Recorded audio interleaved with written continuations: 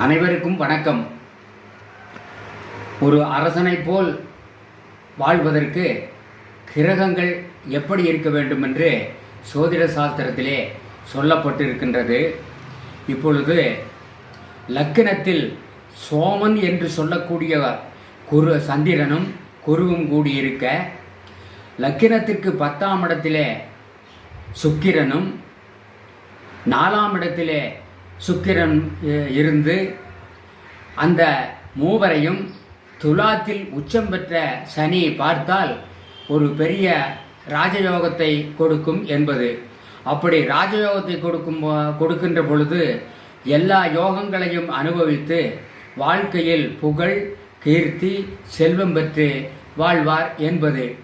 சொல்லிய ஜென்மம் தன்னில் சோமனும் குருவும் கூடி நல்லதோர் 10 சுக்கிரன் நயந்து நிற்க, அல்லலற்றிவரை உச்சமானதோர் சனியும் காண, வல்லமை அரசர்கொப்பாய் வாழ்வன்மா நிலத்தின் மாதே.